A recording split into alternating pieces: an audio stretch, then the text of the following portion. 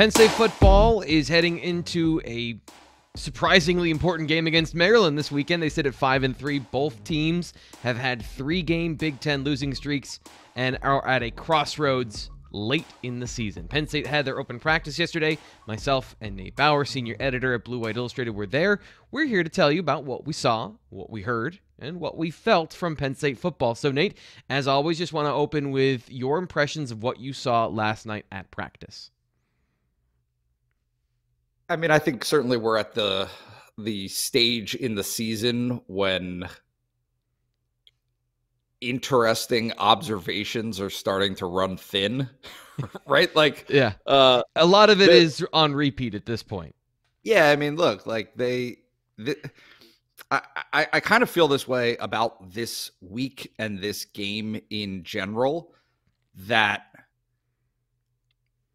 Penn State football, right? Like, you can't know until you see what the result is. Like, I don't know what this team is at this exact moment. And so until they play another game, right? Like, are they as awful as Illinois? Probably not. Are they as good as they were against Ohio State? And really, like, maybe that's the question, is how good were they against Ohio State? Like, that's what I am having a hard time putting my finger on. And so, you know, one of the the products of that is that looking at them in practice this week, it's kind of like my main takeaway last night was that the encouragement level seemed to be a point of emphasis within the coaching staff, right? Like, keeping spirits up. It very much felt that way to me. Was like, hey, you know, hey, get better every rep, get better every, right? I mean, I'm sure you heard the same stuff. Like, yeah, just lots of clapping, lots of, and is that because they've lost 3 games in a row, or is it because it's the beginning of November and they've been doing this every day since the end of July? Yeah. Right. Like, that's just kind of the feel. And so I think that as this comes along, we're just going to have a much better sense of what this team is, where it is, how close to, you know, danger zone, you know, abort mission. This is a huge problem, right? Flush it down the toilet. Like, there are people that after the 5-0 start, Penn State fans that after the 5-0 start were on the mountaintop, right? They were on the mountaintop, and they have fallen so far that after 2 losses, the season was down the drain. Like, it's over. It's just over. And then the predictable loss to Ohio State comes, and then they confirm those feelings that a 3rd loss means the season is garbage. And I understand that's the pressure cooker of college football, that every game matters. That's why it's beautiful. That's why it's brilliant. It's also why it's crazy. 5-3 in any other sport at this point in the season is a good record with a team that has, again, last week played well against Ohio State. So it's really interesting that all of that shades this game going into Maryland. In any other situation, you would realistically think, yeah, Penn State's going to win this game. Yep. Right? Like, you would realistically think Penn State is, they're going to win this game. Sean Clifford's healthy now. Yeah, I think I don't know. I mean, my challenge in evaluating this game is that I don't know that I feel that way. I mean, I guess I see some of the results that they've had, and like, there's no denying that, and people will try to deny it. But there's no denying that beating Wisconsin at Wisconsin the first week of the season was a great win for Penn State football. Yep. Like, that is not up for debate in my mind. Beating Auburn, I understand Auburn has had some troubles, but Auburn just got a big win themselves last weekend. Beating Auburn at home was a big win for Penn State football. I mean, this is a Penn State football team that has played 4 top 20 teams in its first 8 games, including 2 top 5 teams, including 2 top 5 teams. Yeah. You know, so it's hard for me to gauge, you know, really in my mind, how bad Maryland is, right? Or Yeah. good. Because, I mean, I don't think anybody who saw Maryland get absolutely waxed against Iowa, that's the ingrained Yep. image in my mind of what Maryland is, oh, hey, here, Iowa, have the football. We want you to have it. Just take it from us. Yeah, and I talked to Emily Giambalvo of the Washington Post earlier this week about that. So everyone holds on to those moments, right? But then, as not a fan of the team, you hold on to that. But then more stuff happens and more information is added, but we only get those. And that's what I wanted to find out is what's happened since then. Has Taulia Tagovailoa been better with the football? And a lot of the metrics say that he has been. So that, to me, is an interesting thing. Another quarterback that we need to talk about. Are you done with the Ta'Quan Roberson saga story? He was at practice yesterday. You saw that in a little montage we had earlier. And by the way, if you want to watch the full video of practice, it's over on our YouTube channel. If you're watching on our YouTube channel right now, once we're done talking here, just go flip over, see the practice montage we put together, and you can get an idea of what's going on at practice.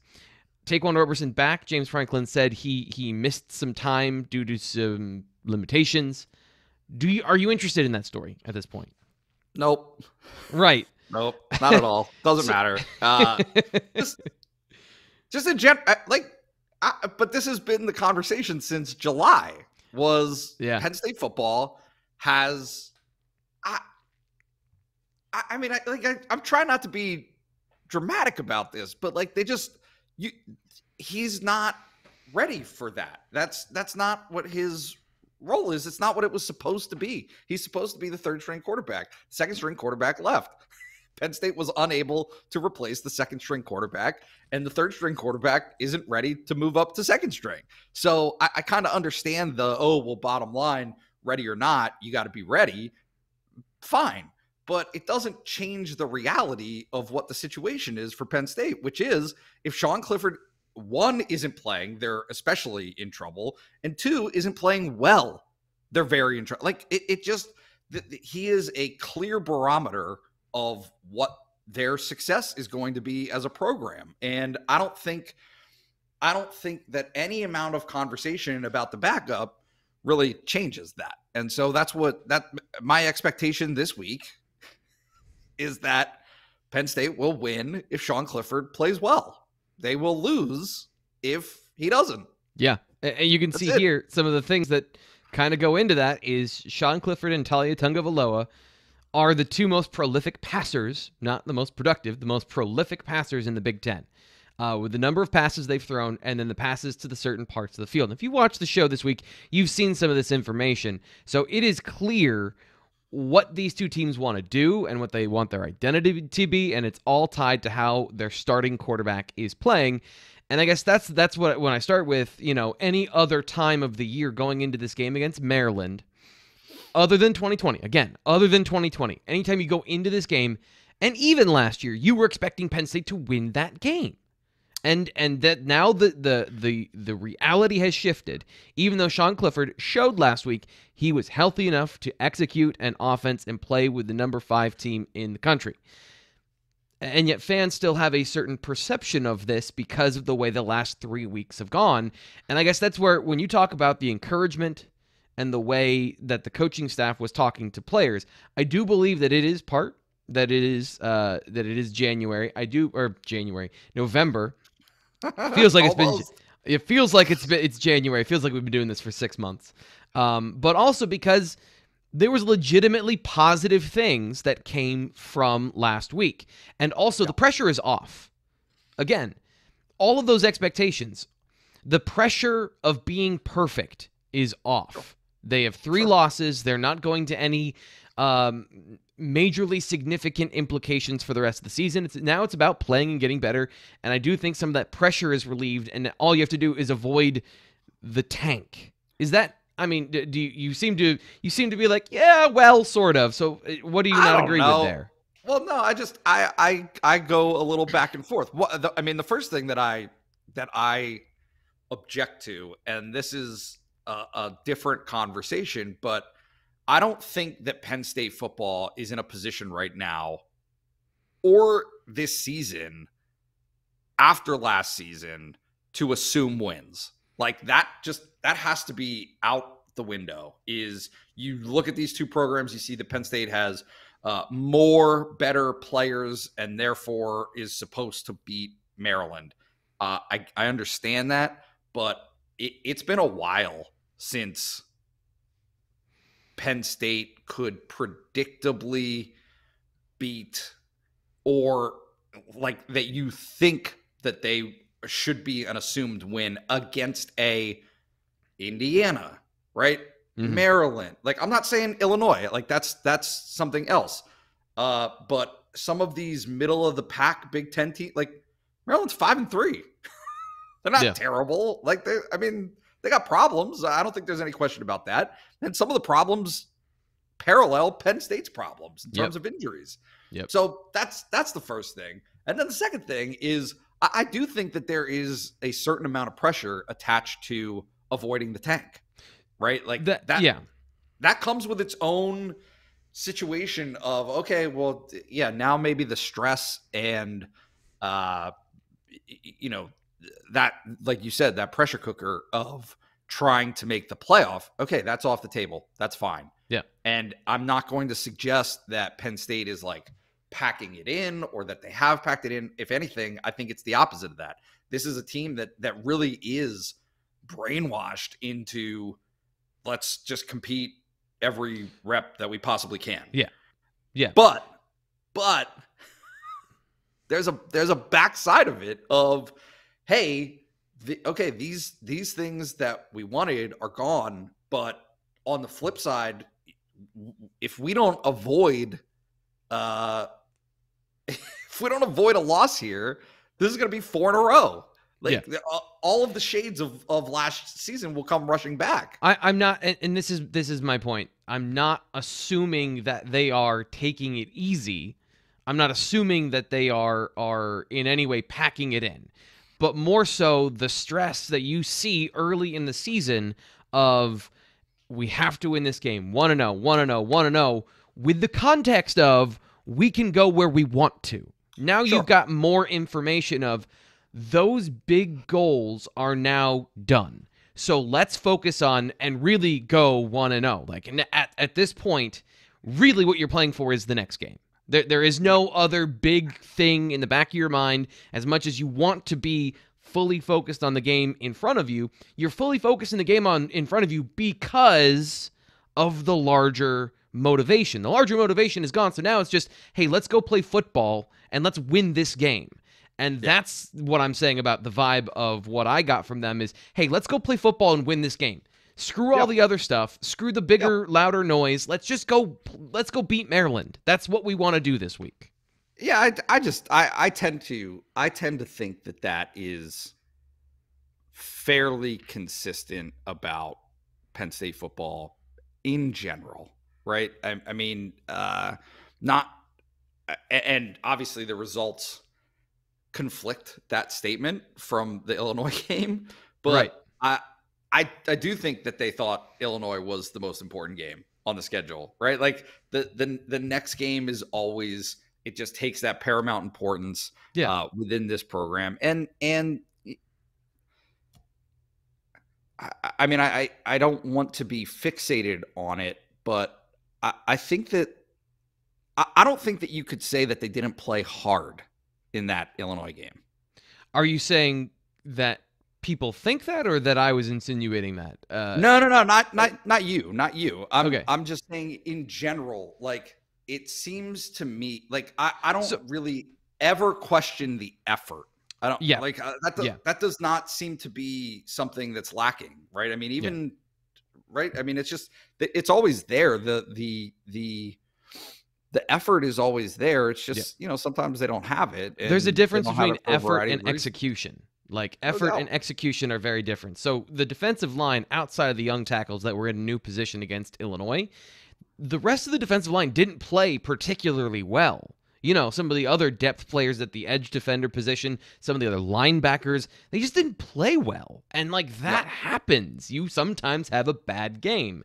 And I guess my thought and how I'm just that the reason I bring up this particular thought is because you lose that game to Iowa, and you understand why you lost that game. You lost your starting quarterback. Things kind of got off the rails. Okay, the next game you come back, you cannot lose. You got to beat Illinois. You want to win. Sean Clifford isn't playing well. That's the tightness of, like, we got to win this game.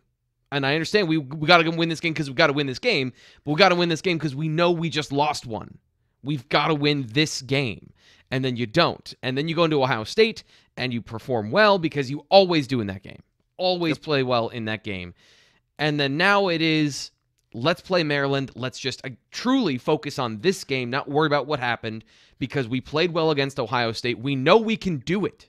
And I think that's the thing, too, is you want to have, what James Franklin says is you want to have positive things to teach from even in a loss. And there were a lot of really positive things to teach from in a loss against Ohio State. So, that's why coming into this game, I think the belief should be play like you did last week and you win. And that's it. Yep. No, I think that's fair. Look,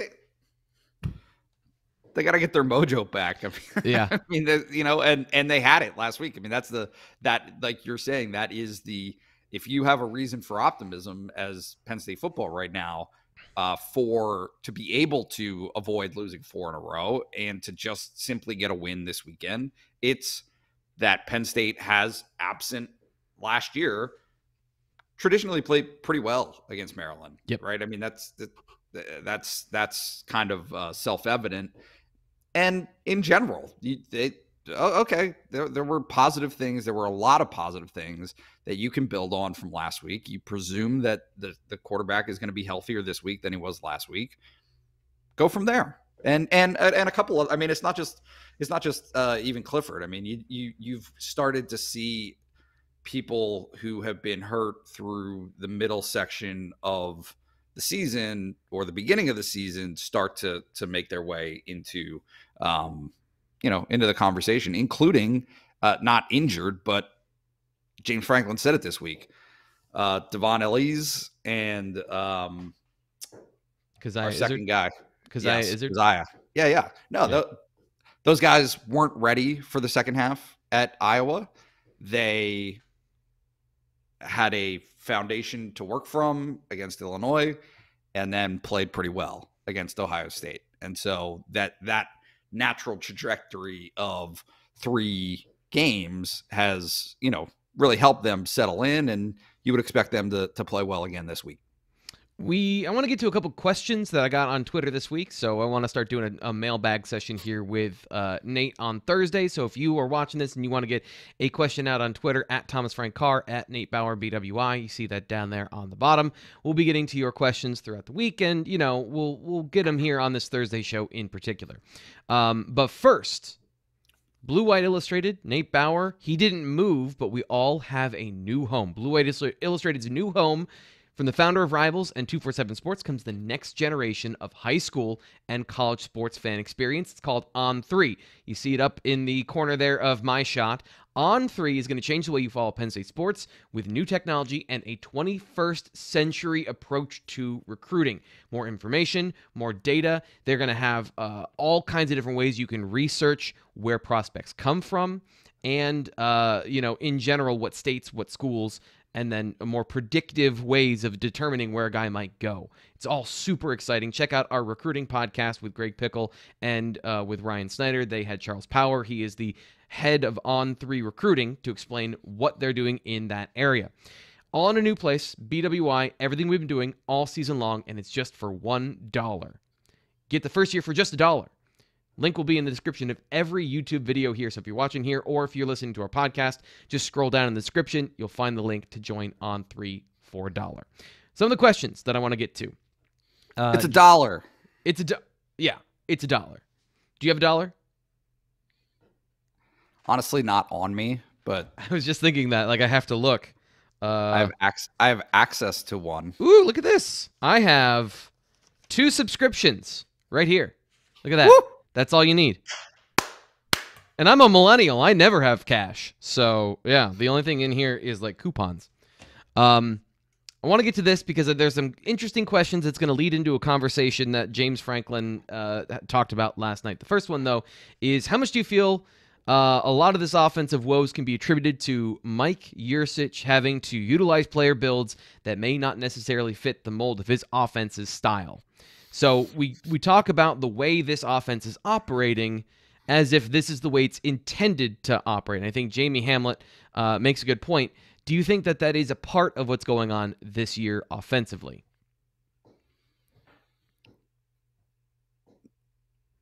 No, I don't. I mean, maybe I don't. I don't really see it in that granular of a context. Like I think that you play with the players that you have, and that's consistent all the time. I think, right? Like it doesn't. Were Mike Yurcich's players at Oklahoma State exactly what he wanted? Were they exactly what he wanted at Texas? Were they exactly what he wanted at Ohio State? I don't. I mean, obviously, you want to have Justin Fields. Okay, right, fine, right. That's okay. But I think that in college football, in particular, where it's more of a challenge than building it, and I mean, even in the pros, the offensive coordinator doesn't get to pick players for the GM. I mean, certainly they. You're working in a certain direction, but I just the shortcomings that Penn State has are things that an offensive coordinator is tasked with adjusting to constantly, all the time. It doesn't like there is no unless you're Alabama, really. Or maybe even Georgia. I don't know. Like there are there. It is a handful of teams annually who can trot out 11 players. That I mean, even Ohio State last week. Was anybody impressed with their center? Was anybody right?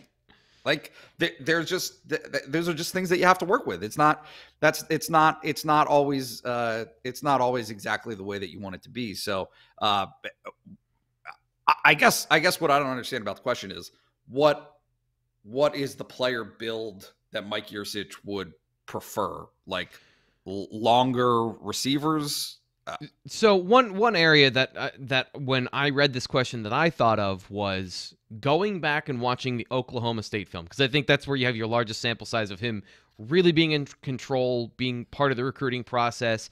What did they like to do in those prime years where it was all clicking for them, especially with Mason Rudolph, like, with the operational offense. What happened after that was a little bit tougher because the quarterback wasn't quite up to what they want to do as a passer. One of the things that I noticed, and this is something, the reason I talked about it so much this offseason was the outside zone. They set up that he would set up a lot of plays, play action and otherwise, based off of the outside zone and the way that it all washes one way and come back the other with a pass concept or a run or something like that. And they really, and I don't know if this is a personnel issue. I don't know if this is a philosophy change over time. I don't know if this is a James Franklin influence of we want to run more inside zone. But to me, that is one area from what I saw previously to now what they're not doing, because they've tried it. And when they've done the outside zone, it has not been successful. They have not been good at running it. So it's one area that maybe there is some of that. But I agree with you. Like in general, you have the players you have, so you coach to those players. Who's responsible for that, though? Right. So for the success of running the outside zone, is that purely you must have an outstanding tight end as a blocker, right? Or you must have an outstanding tackle as is it who dictates that success? Well, I mean, offensive line is always a position of unity, the weakest link sort of position. So it really comes down to, I think, to me, that is where I see the players and pieces that don't fit together perfectly along the offensive line. If you were all one thing and you all were quick athletic players, and this is always gross generalizations kind of mischaracterize how football works, right? But if you had generally a build of guys that were specifically tailored to do X and you had recruited them over time, then that is a part of it. And I don't know. This is an area where I don't really know, because I don't know what the conversations are in the building as far as what they wanted to do and what they're doing currently. because James Franklin talked about this offseason, there's a place for that, and that was a thing that we were all looking for, and it has been pretty insignificant in the long term, like in the broad view of what this season has been. Part of that could be the running back too. Vision and decision making are really important, and the one guy who's been able to not be bad at it so far this season has been John Lovett, who has been not in games for certain parts of the season.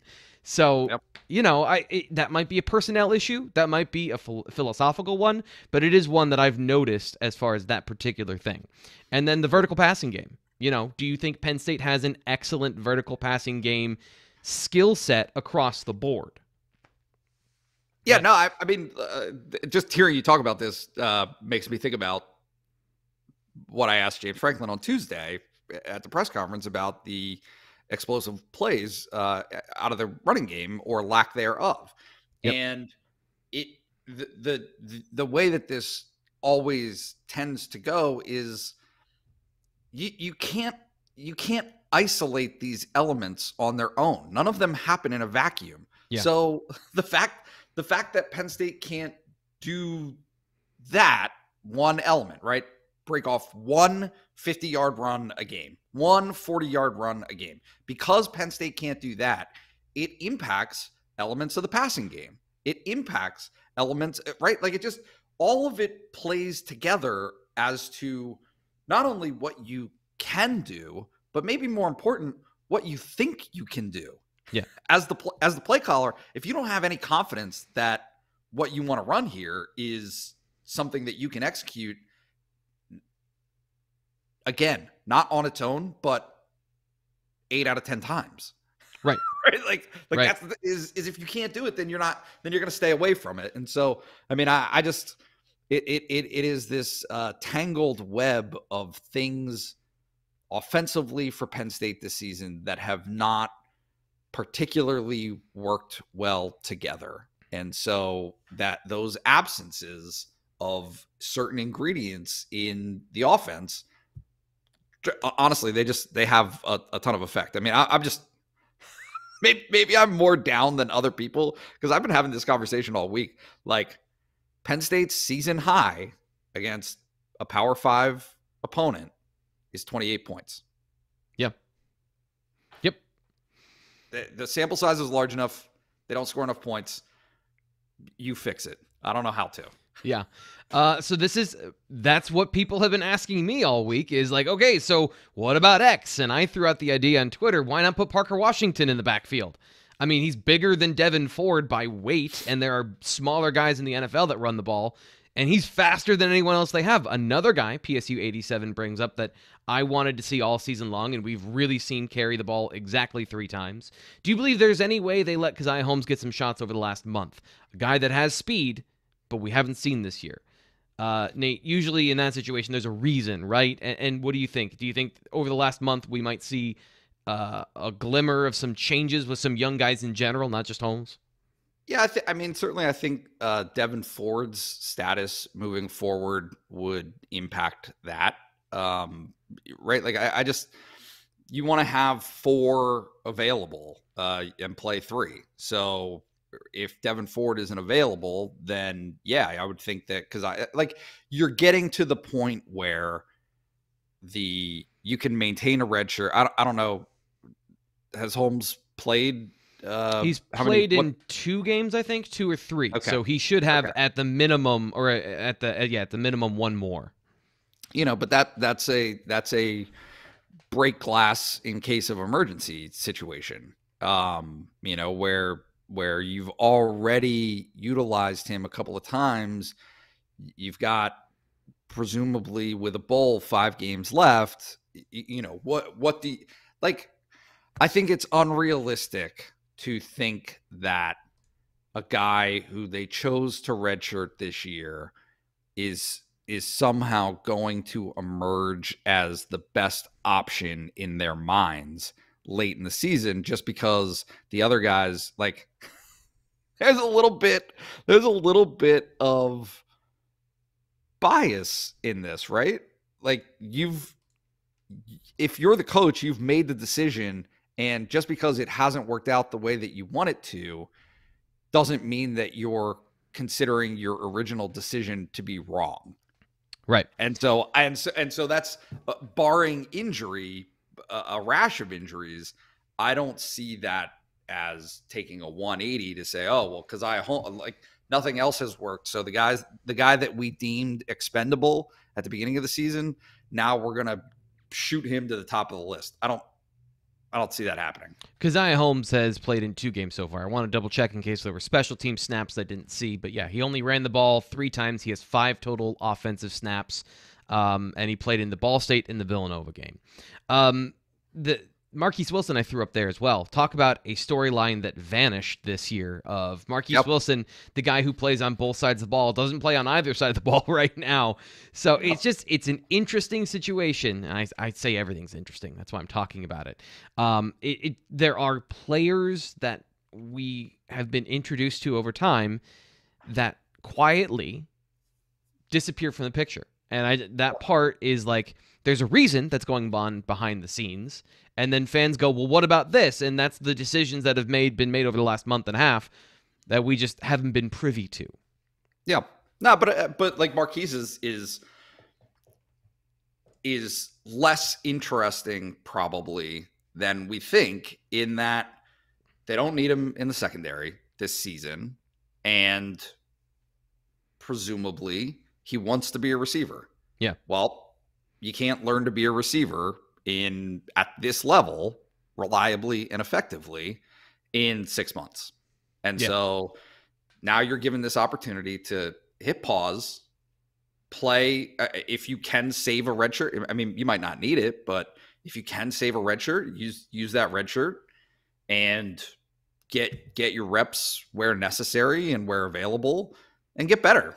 Get better so that next year when Jahan Dotson is gone, you're somebody who can step in. You're somebody who can fulfill some of those roles. I mean, I don't think that there's any question that there's opportunity at receiver for Penn State after this season. It's just a matter of who's going to step in and do that. So no, I mean, it is what it is. Yeah. The identity of Penn State, this is something we've always talked about, of your identity is kind of shaped early in the season. And you mentioned this is a team now, their identity is they can't score enough points. Like they can't score enough points against good teams to be competitive in highly contested situations.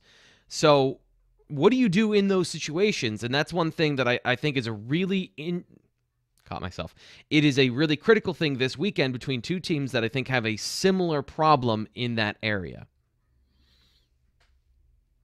I don't think in any situation you have this vision of what you want to be before the year starts in any walk of life, let alone football. And it turns out exactly as that picture, as you thought it would be. You have to adjust, and you have to navigate, and you have to be flexible. And whether that is scheme or whether that is personnel, at the end of the day, no one cares. You just got to find a way to get it done, and you got to adjust, and you have to plan for some of these things. So that's the challenge. There's a bunch of moving parts, but I think that's where it starts. Is you can't sit here and say, okay, I got this vision, and it better fit this vision exactly how I saw it, and if not, it's not going to work. You constantly have to be adjusting and making changes and being flexible and willing to change. Do you think that James Franklin has been flexible enough this year to change on the fly and make things work?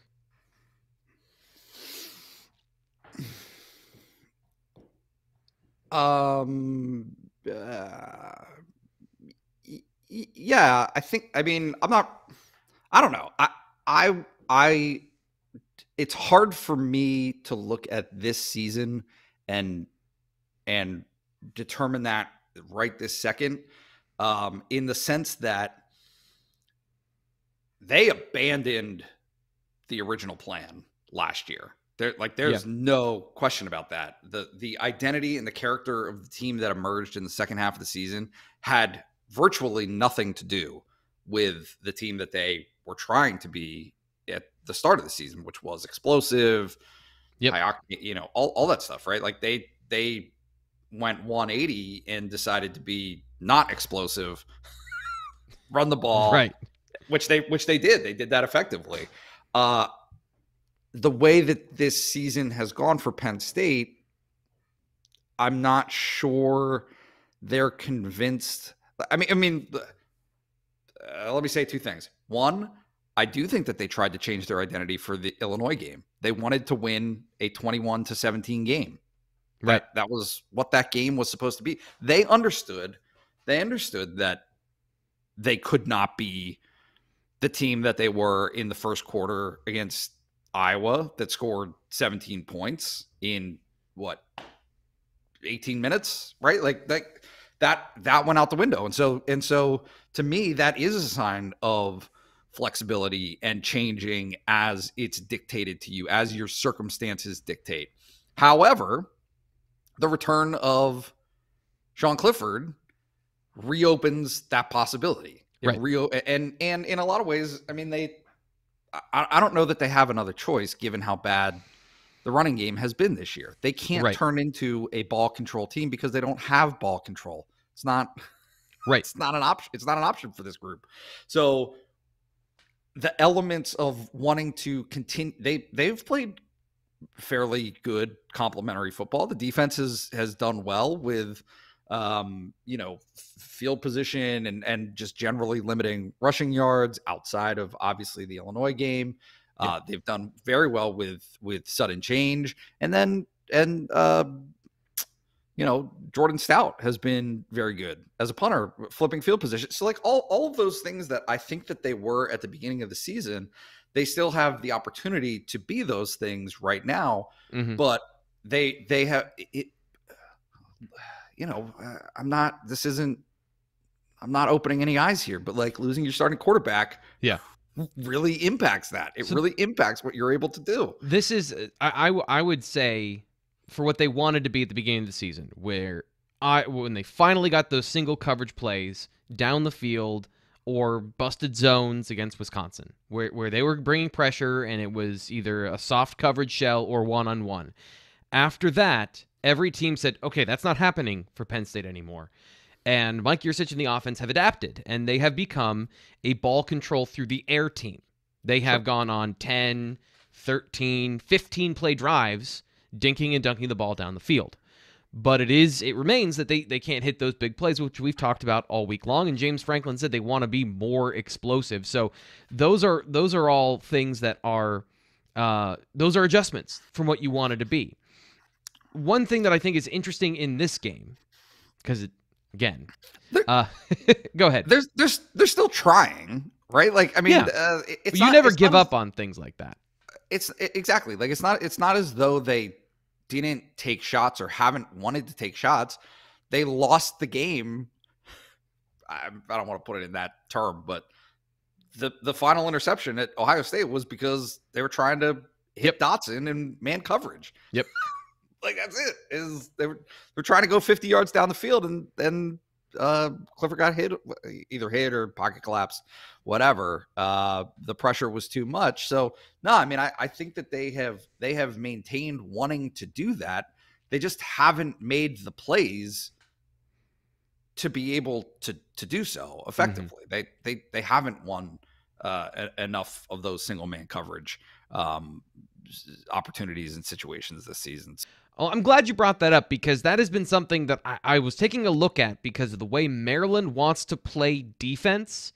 This is a really critical matchup. Penn State has not performed very well in man coverage so far this season. They've not been productive against man coverage defense. Jahan Dotson, only 6 catches for 60 yards so far in 2021. Parker Washington a little bit better, but both these guys have more capabilities than they are showing.